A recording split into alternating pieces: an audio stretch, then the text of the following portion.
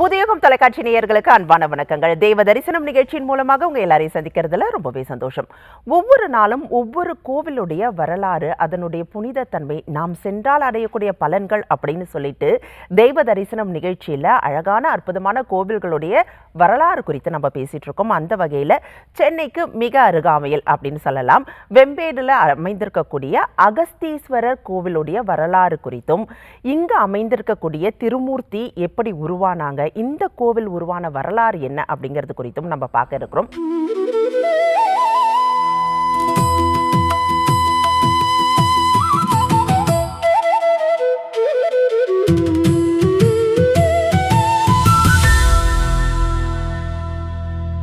இந்த கோவிலுக்கு போகிறதுனால என்னென்ன பலன்கள் கிடைக்கும் அப்படிங்கிறதையும் விரிவான விளக்கங்களா நம்ம நேயர்களுக்கு சொல்றதுக்காகவே நம்ம அரங்கத்தில் இணைந்திருக்காங்க ஆன்மீக சொற்பொழிவாளர் திரு சம்பத் சுப்பிரமணியம் அவர்கள். வாங்க சார், வரவேற்கலாம்.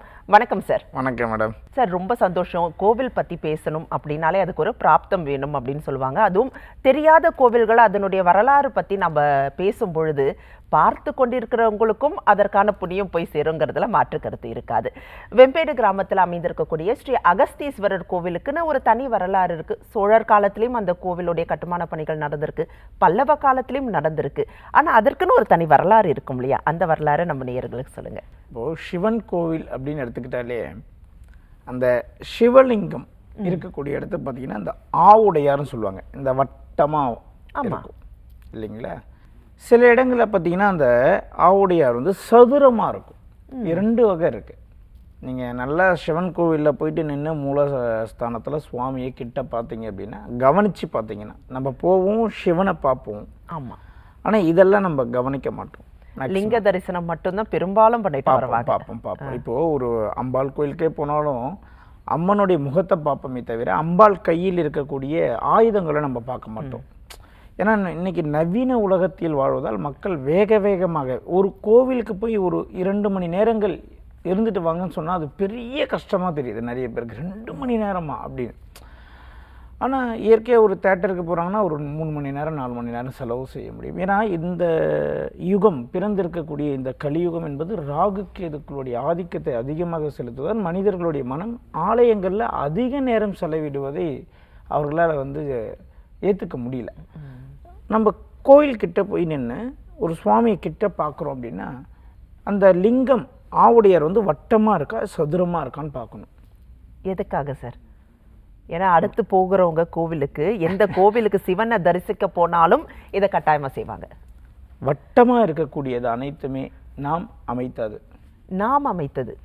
சதுரமாக இருப்பது அனைத்துமே சித்தர்கள் அமைத்தது. சூப்பர். அப்ப நம்ம அகஸ்தீஸ்வரர் கோவிலுக்கு வருவோம். இங்க வட்ட வடிவில் இருக்கா இல்லைன்னா சதுர வடிவில்? இங்க சதுர வடிவில் இருக்கு. அப்ப சித்தர்கள் அமைத்ததுதான். சித்தர்கள் அவர்கள் காலத்தில் பிரதிஷ்டை செய்யப்பட்ட லிங்கம் என்று நான் சொல்கிறேன். இந்த சதுர வடிவமாக இருப்பது அனைத்துமே மிக பழங்கால கோயில்களாக மட்டும்தான் இருக்கும். ஒரு 2000-3000 வருட பழமை. நீங்க அதோட ஹிஸ்டரியை எடுக்கவே முடியாது. ஒரு ஸ்தல வரலாறுன்னு கேட்டா கூட ஒரு யூகமா சொல்லலாமே தவிர துல்லியமாக யாராலும் சொல்ல முடியாது. ஏனென்றால் அவர்கள் அந்த கோயிலுடைய வரலாறை முழுவதும் பரிபாஷைன்னா என்னன்னா புரியும், ஆனால் எல்லாருக்கும் புரியாது. சூட்சமமான ஒரு மொழின்னு வச்சுக்கலாம். Yes, correct. அதன் பேர் தான் பரிபாஷை அப்படின்னு சொல்லுவாங்க. இல்லை கிரந்தம் சொல்லுவாங்க. இந்த ஓலைச்சோடியிலலாம் இருக்கும் பாருங்க, கிரந்தம்ல எழுதுறது. கிரந்தம்லையே அந்த கோவிலுடைய வரலாறை அந்த கோவிலுடைய கல்வெட்டுகளில் எழுதி வைத்திருப்பார்கள். அந்த கல்வெட்டில் இருக்கக்கூடிய மொழிகளை படித்து மொழிபெயர்ப்பு செய்யக்கூடிய ஆட்கள் இன்றைக்கு குறைவுன்னு சொல்கிறேன். கரெக்டுங்களா? அப்போது அந்த கோயிலுடைய முழு வரலாறை நாம் தெரிந்து கொள்வது கடினம் என்றாலும் ஓரளவுக்கு அந்த இருக்கக்கூடிய லிங்கத்துடைய சதுர வடிவம் வைத்து நாம் யூகிக்கலாம். இது சித்தர்களால் வழிபட்டது, சித்தர்கள் காலத்தில் பிரதிஷ்டை செய்யப்பட்டது, பல மகான்கள் பல சித்தர்கள் வந்து போன இடம், அங்கு தங்கி போன இடம், தியானம் செய்த இடம் என்பதில் எந்த விதமான மாற்று கருத்தும் இல்லை. ஓகே, இதெல்லாம் ஆய்வுகள் இல்லையா? ஏன்னா ஒரு கோவில்னு எடுத்துக்கிட்டா அங்க இருக்கக்கூடிய மூலவரை வச்சே நம்ம ஒரு சில தகவல்களை சொல்லிடலாம். ஆமா, மூலவருடைய நம்மளுடைய கவனம் அந்த மூலவர்கிட்ட அதிகமா இருக்கணும். நம்மளுடைய கவனம் எதில் இருக்கிறது என்றால், ஆலயம் சென்று நின்ற உடனே எனக்கு இஎம்ஐ முடிஞ்சிடணும், நோய் தீர்ந்துடணும், வரன் கிடைக்க வேண்டும் அப்படி என்றதுல நம்ம ரொம்ப கவனத்தை செலுத்துறோமே தவிர அங்கே மூலவர் என்ன சுட்டி காட்ட வருகிறார் என்பதை நாம் புரிந்து கொண்டாலே இதுக்கெல்லாம் வழி நம்பிக்கிட்டே இருக்கின்ற. மூலவர்கிட்டயே அந்த பதில்கள் இருக்குன்னு சொல்றீங்களா நீங்க? அப்ப இங்க இருக்கக்கூடிய அகஸ்தீஸ்வரர் என்னென்ன பதில்கள்லாம் நமக்காக வச்சிருக்காரு? அந்த அகஸ்தீஸ்வரர் சதுர வடிவ ஆவுடையார் மேல அமர்ந்து கீழே தாமரையால் அந்த அந்த அந்த அந்த ஆவுடையாருக்கு கீழே தாமரை இருக்கும், தாமரை வடிவம் இருக்கும். அப்ப இது என்ன உணர்த்துகிறது அப்படின்னா, தாமரை என்பது விஷ்ணு தத்துவம். சிவன் கோயில்ல விஷ்ணு தத்துவம் இருக்கா? அப்போ சிவன், பிரம்மா, விஷ்ணு மும்மூர்த்திகளாக விளங்குகின்ற ஒரே ஆலயம் சென்னையின் அருகில் இருக்கக்கூடிய ஒரே ஆலயம் வேதவல்லி சமேத அகஸ்தீஸ்வரர் கோவில் தான். அதில் எந்த விதமான துளி அளவு மாற்று கருத்தும் இல்லை. மும்மூர்த்திகளாக அங்கு விளங்குகிறார்.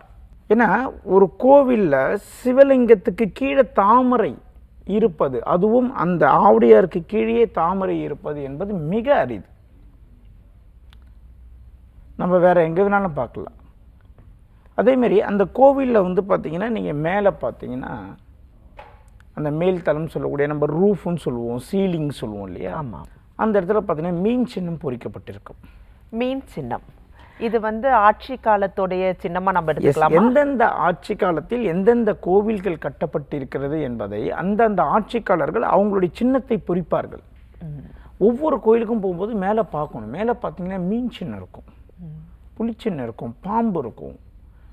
ஸோ இப்படி நிறைய வந்து சிற்ப சாஸ்திரங்கள்னு சொல்லுவாங்க, நிறைய விஷயங்களை ஆன்மீகத்தில் சொல்லி வச்சுட்டு போயிருக்காங்க. காத்தல், படைத்தல், அழித்தல் அப்படின்னு சொல்கிறாங்க.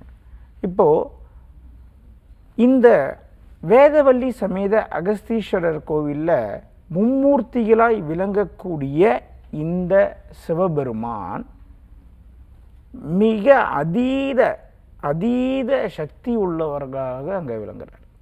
ஒரு காலத்தில் அந்த வழியாக தான் கிராஸ் பண்ணுவாங்க மக்கள்.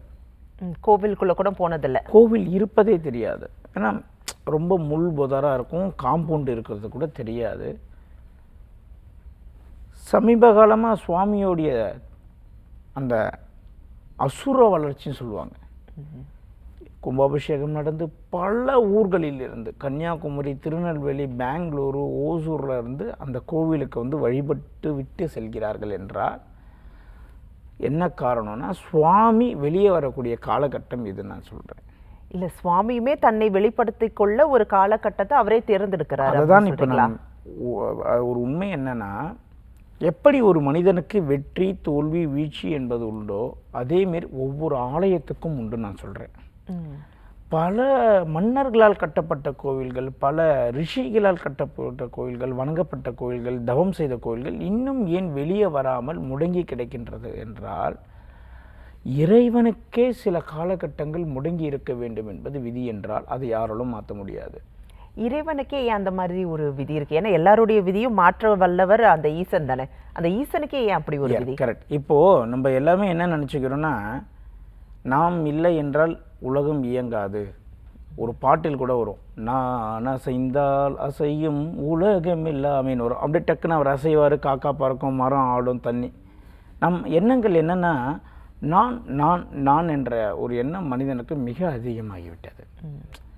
இது ரொம்ப எக்ஸ்ட்ரீம் லெவலில் போகும்போது இறைவன் என்ன பண்ணுறாருன்னா, ஒரு கடனையோ நோயோ ஒம்பையோ வழக்கையோ கொடுத்து உன்னால் எதையும் செய்ய முடியாது, உனக்கு மீறிய சக்தி ஒன்று இருக்குன்னு காட்டுறாரு. ஆமாம், அதனால தானே நம்ம கோவிலுக்கே போகிறோம். அதனால இல்லை, நம்ம போக மாட்டோமே. நம்ம நிறைவான ஒரு வாழ்க்கை இருந்ததுன்னா கோவிலை பற்றி யோசிக்க போகிறது இல்லை, தெய்வங்களை வந்து நம்ம வந்து தரிசனம் பண்ணுறதுக்கு போகிறதுக்கு இல்லை. எப்படி ஒரு மனிதன் பஞ்சபூத தத்துவம் என சொல்லக்கூடிய நிலம், நீர், காற்று, ஆகாயம் என தத்துவத்தில் வாழ்கிறானோ அதே தத்துவம் தான் இறைவனுக்கும் என்பதில் எந்த விதமான மாற்று கருத்தும் இல்லை. இப்போ இறைவன் என்ன இங்கே முன்வைக்கிறாருன்னா, உன்னுடைய வாழ்க்கை எப்படி ஏற்ற இறக்கத்துக்கு உட்பட்டதோ அதே தான் எனக்கும் சொல்கிறார். பரம்பொருளே அதை சொல்கிறாரு, நீ வேறு நான் வேறு இல்லை. அதை தான் ஐயப்பன் சொல்கிறார், தத்துவமசி, உனக்குள்ளே நான் இருக்கிறேன். இங்கே இருக்கக்கூடிய அனைத்து ஆலயங்களுமே, தமிழ்நாட்டில் இருக்கக்கூடிய பல லட்சம் ஆலயங்களுமே அப்படியே பெரிய லெவலில் டெவலப்மெண்ட் ஆகி மக்கள் கூட்டம் குவிஞ்சதுன்னா இயற்கையோடைய ஃபார்முலாவே தப்புன்னு நான் சொல்லுவேன். ஏதோ ஒரு தவறு இருக்கு. ஆமாம், ஏதோ ஒரு தவறு இருக்குல்ல. நான் என்ன சொல்கிறேன், எப்பொழுது ஒரு பழம் ஒரு காய்கறி கெட்டு போகிறதோ அப்பொழுது தான் அது கரெக்டான காய்கறின்னு சொல்கிறேன். இயற்கைக்கு உட்பட்டது. இயற்கைக்கு உட்பட்டது. அது கெடவே இல்லைன்னா அது கெடாமல் இருக்கிறதுக்கு ஏதோ ஒன்று அதில் கலந்துருக்காங்கன்னு அர்த்தம். இப்போ மக்கள் எப்படி புரிஞ்சு வச்சுருக்காங்கன்னா, கெடாமல் இருப்பது நல்லதாகவும் கெட்டு விட்டது தவறான விளைச்சலும் விளைஞ்சிருக்குன்னு நினச்சிட்டு கிடையாது. உண்மையாக மருந்து போடாமல் ஒரு காய்கறி விளைந்து வருகிறது என்றால் நீங்கள் ஃப்ரிட்ஜில் வைக்காமல் யூஸ் பண்ணுறீங்கன்னா அது ஓரிரு நாட்களில் கெட்டு போகும். இல்லை நீங்கள் கெட்டு போகக்கூடாது என்பதற்காக தான் ஃப்ரிட்ஜில் வைக்கிறீங்க. உங்களோட இன்டென்ஷனே இங்கே மாறி இருக்கு. ஃப்ரிட்ஜ் என்பது கண்டுபிடிச்சது எதற்குன்னா இன்சுலின் வைப்பதற்கும் மருந்து வைப்பதற்கும் குளுக்கோஸ் வைப்பதற்கும். நம்ம அதை மாற்றிட்டோம் இல்லையா? அது வந்து மருத்துவத்திற்காக கண்டுபிடிக்கப்பட்ட ஒரு பெட்டி, மின்சாதன பெட்டி. அதில் நம்ம எதுவுமே குழம்பு, காய்கறி, கத்திரிக்காய்லாம் வைக்கிறோம். இப்போ மனிதனுடைய எண்ணம் என்னென்னா, கெட்டுவிடக்கூடாது என்பதற்காக வைத்துவிட்டு கெடாமல் இருக்கும் பொழுது அது நல்லது என்று நினைக்கிறான். அதாவது இப்போ இதுலேருந்து நீங்கள் என்ன புரிஞ்சுக்கணும்னா, அனைத்துமே தவறாக செஞ்சு விட்டு அந்த தவறையை மிக சரியாக நாம் செய்கிறோம் அப்படின்னு நினச்சிட்டு நம்ம வாடுறோம். இது வந்து கடவுளுக்கும் பொருந்தும் அப்படிங்கிறத நீங்கள் சொல்ல வரீங்க. அந்த பஞ்சபூத தத்துவம் எப்படி நிலம், நீர், காற்று, நெருப்பு, ஆகாயம் என்பது நம்மளுக்கு இருக்கிறதோ, நம்மளுக்கு எப்படி தூக்கம் டிஸ்டர்ப் ஆகுதோ, எப்படி திருமண வாழ்க்கை டிஸ்டர்ப் ஆகுதோ, எப்படி தொழில் முடங்குகிறதோ, இதே போல தான் அனைத்து கோவில்களுக்கும் இறைவனும் இந்த பரம்பொருளும் இயற்கையும் சமபாகமாக அதை அனுபவிக்கிறது என்ற உண்மையை நீங்கள் ஏற்றுக்கொள்ள வேண்டும். அப்படிப்பட்ட ஒரு கோவில் தான் இப்போ சமீபத்தில் வந்து அகஸ்தீஸ்வரர் கோவில் வெளிப்பட்டிருக்கு. இப்போ நீங்கள் பாருங்கள், திருச்செந்தூர் முருகன் கோவில் 2015 போகிறேன், 2016 போகிறேன், 2017 போகிறேன். இந்த நான் சொல்கிற இயரில் நிறைய பேர் திருச்செந்தூருக்கு போயிருப்பாங்க. போனால் 1 ஹவரில் சாமி பார்த்துடலாம். இன்றைக்கி 2026 கால வைக்க முடியல. இது அவருடைய காலகட்டம், அவருடைய அருள். அந்த மாதிரி அகஸ்தீஸ்வரர் வெளியில வந்து எல்லாருக்கும் அருள் பாலிக்கிறதுக்காக காத்திருக்கிறார் அப்படின்னு நம்ம எடுத்துக்கலாம். நீங்கள் எந்த ஒரு ஆலயங்கள் வேணாலும் எடுத்துக்கோங்க, 30-20 இயர்ஸ்க்கு மேலே ஸ்டாண்டர்டாக டெவலப்மெண்ட் ஆன கோயில் இருக்காது. ஹை பிச்சுக்கு போச்சுன்னா மறுபடியும் கொஞ்ச நாள் டவுன் ஆகும். எப்படி ஒரு மனிதன் தொழிலில் மிகப்பெரிய வளர்ச்சி, மிகப்பெரிய வீழ்ச்சி, மிகப்பெரிய வளர்ச்சி, அப் அண்ட் டவுன்ஸ் எப்படி இருக்கோ, ஆலயங்களுக்கும் இறைவனுக்குமே அந்த ரூல் என்பதை நீங்கள் மறந்துவிடக்கூடாது. அது உண்மை. அப்போ இறைவனுக்கே அந்த ரூலா? அப்படி கிடையாது. நீ அதை தான் சொல்கிறேன், கெட்டு விடக்கூடாது என்பதற்காக நம்ம எத்தனை ஃப்ரிட்ஜில் வச்சுட்டு கெடாமல் இருக்குது இது நல்ல காய் நம்ம நினைக்கிறோம் இல்லையா? தப்பான ஒரு சிந்தனை. ஒரு முன்னுதாரணமா வந்து பரம்பொருளே விளங்குறாரு அப்படிங்கிற மாதிரி. பரம்பொருளே நம்மளுக்கு முன்னாடி டெமோவாக விளங்குறாரு. டே எனக்கே இதுதான்டா, எனக்கே இதுதானா, அப்போ உனக்கும் இது தானே, இப்போது என்ன வேறு மாதிரி நான் வச்சுட்டேன்னா நீ தப்புன்னு சொல்லலாம். ஒரு தலைபட்சமாக நான் என்றைக்குமே முடிவெடுக்கலை. நிலம், நீர், காற்று, நெருப்பு, ஆகாயம் என்பது தான் ஒரு மனிதனுடைய வாழ்க்கை. நம்ம அகஸ்தீஸ்வரர் கோயிலுக்கு வரலாம். இப்போ வந்து அவர் தன்னால் வெளிப்பட்டிருக்கிறாரு, எல்லாருக்கும் அருள் பாலிக்க காத்திருக்கிறாரு அப்படிங்கிற மாதிரினாலும் கூட என்னென்ன விஷயங்கள் நடக்கும் நம்ம அகஸ்தீஸ்வரை போய் தரிசனம் பண்ணும் பொழுது? நடந்த உண்மை, ஒரு கணவனும் மனைவியும் பிரிகிறாங்க, கணவனும் மனைவியும் பிரிகிறார்.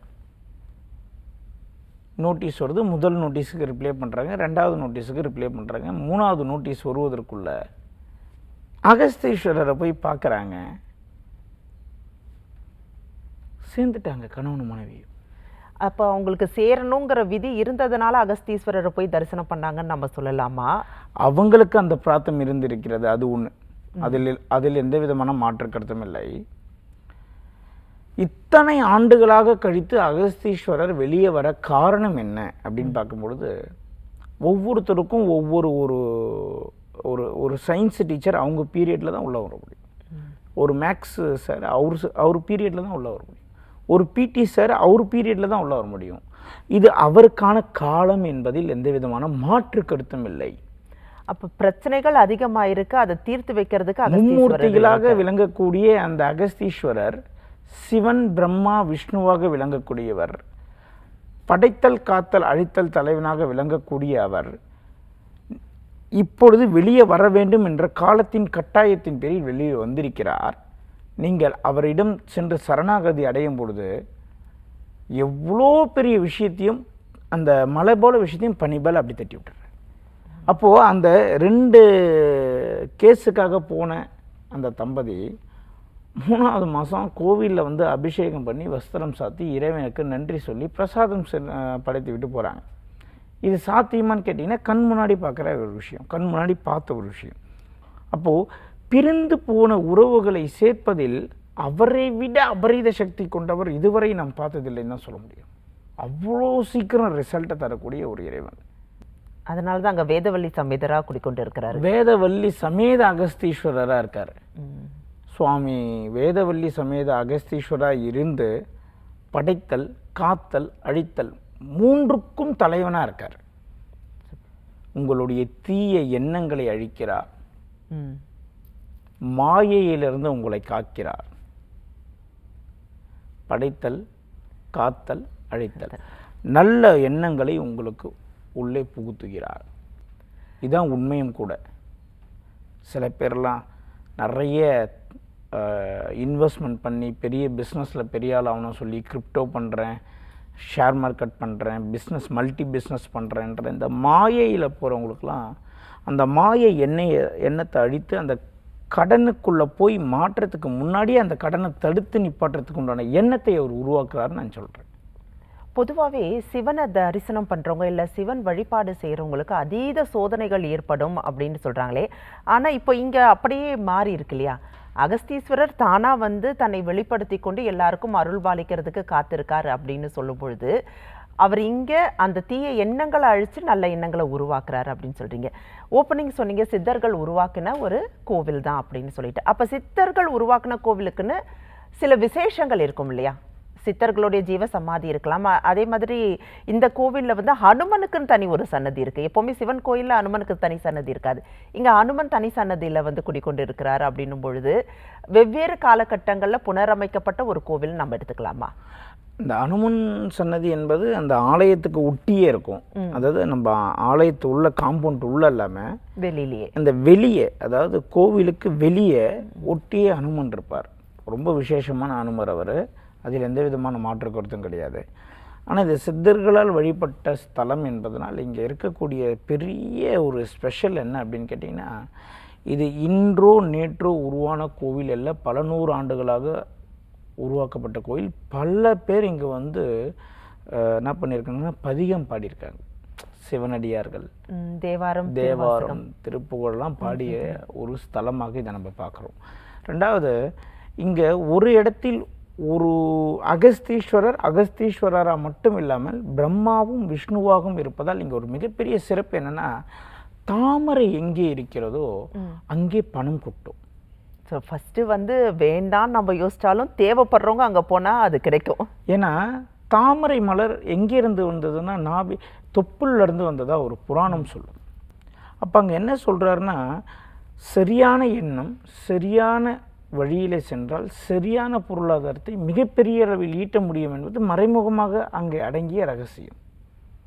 இந்த கோவிலுடைய மிகப்பெரிய ரகசியம். அவர் தாமரை மலர் மேலே, நீங்கள் தாமரையில் மகாலட்சுமி பார்த்துருப்பீங்க, பெருமாளை பார்க்கலாம், நிறைய கடவுள்களை நீ தாமரை மேலே பார்க்கலாம். சிவபெருமானை தாமரைக்கு மேல் பார்க்கக்கூடிய ஒரே ஆலயம் நம்ம அகஸ்தீஸ்வரர் ஆலயம் தான். அப்போ அவர் என்ன சொல்ல வர்றாருன்னா, சரியான படைத்தல் சரியான காத்தல் இருந்ததுன்னா சரியான அழித்தல் என சொல்லக்கூடிய மாயையை அழித்து இரண்டத்திலும் பெரிய லெவலில் உச்சக்கட்டத்தில் கொண்டு போய் விடக்கூடியதில் இந்த அகஸ்தீஸ்வரர் நம்பர் 1 நான் சொல்கிறேன். இப்போ இது பிரம்மனுக்கும் உரிய ஸ்தலம் அப்படிங்கிறத நீங்கள் அழகாக சொன்னீங்க. அப்போ கல்வியில் மேம்பாடு வரணும் அப்படின்னு நினைக்கிறவங்க இந்த கோவிலில் சென்று வழிபாடு செய்யலாம். நிச்சயமாக பிரம்மாவுக்கு இது முக்கியமான இடமாகவும் நம்ம பார்ப்பதனால், என் தலையெழுத்தே மாறவில்லை என்று புலம்புவோர்களுக்கு இது பிரம்மனாக அந்த இடத்துல சிவபெருமான் அமர்ந்து உங்களுடைய தலையெழுத்தில் ஒரு திருத்தத்தை ஏற்படுத்தக்கூடிய இடமாக நான் பார்க்கிறேன். சரணாகதியான பக்தி இருக்கணும் இறைவன் மேலே. சொன்னாங்க, நான் போனேன், சிவனை பார்த்தேன், கிட்ட இருந்தேன், அது கண்டிப்பாக சதுரமாக இருந்தது, ஆமாம் கரெக்டு தான், கீழே பார்த்தேன் தாமரை இருந்தது, நான் கும்பிட்டேன், அப்படி இருக்கக்கூடாது. அந்த பக்தி என்பது காதலாக கசிந்து கண்ணீர் அப்படியே கசிந்துருகி அப்படியே இறைவனை வந்து பற்றி கொள்ள வேண்டும். அவர்களுக்கு அந்த அருள் வந்து எப்பவுமே கிடைக்கும். கடமைக்கு செய்கிறவங்களுக்கும் கடமையை செய்கிறவங்களுக்கும் கடமையேன்னு செய்கிறவங்களுக்கும் வித்தியாசம் இருக்குது. இல்லை சில பேர் சொல்லுவாங்க இல்லையா, நான் போனேன் அகஸ்தீஸ்வரர் தரிசனம் பண்ணேன் உடனே எனக்கு பளிச்சதுன்னு சொல்கிறவங்களுக்கும், நான் போனேன் கொஞ்சம் டிலே ஆச்சுன்னு சொல்கிறதுக்கும் இருக்கக்கூடிய ஒரு வேறுபாடு அப்படின்னு நம்ம வச்சுக்கலாம். ஆமாம், நம்ம எந்த அளவுக்கு நம்மளுடைய எண்ணத்தை அங்கே செலுத்துகிறோமோ, முழு மூச்சாக எவ்வளோ நம்ம நம்புகிறோமோ அதற்குண்டான பலனை நாம் பெறுவோம். சிவன் பிரம்மா விஷ்ணு 3 பேரும் உட்காந்து உன்னுடைய ஃபுல் பயோடேட்டாவை ஸ்கேன் பண்ணிடுவாங்க. ஸ்கேன் பண்ணி எலிஜிபிளாக இருந்தால் நிச்சயமாக அதுக்குண்டான ரிசல்ட் உடனடியாக உண்டு. நீங்கள் ஒரு மிலிட்ரி ஆர்மிக்கு வேலைக்கு போகிறீங்க, ஹைட்டு வேணும், வெயிட்டு வேணும், வயசு வேணும், எல்லாமே கரெக்டாக இருந்துச்சுன்னா அதுக்கப்புறம் தான் நீங்கள் உள்ளவே நுழைஞ்சு அதுக்கப்புறம் ஓடணும், குதிக்கணும், தாவணும் இல்லையா?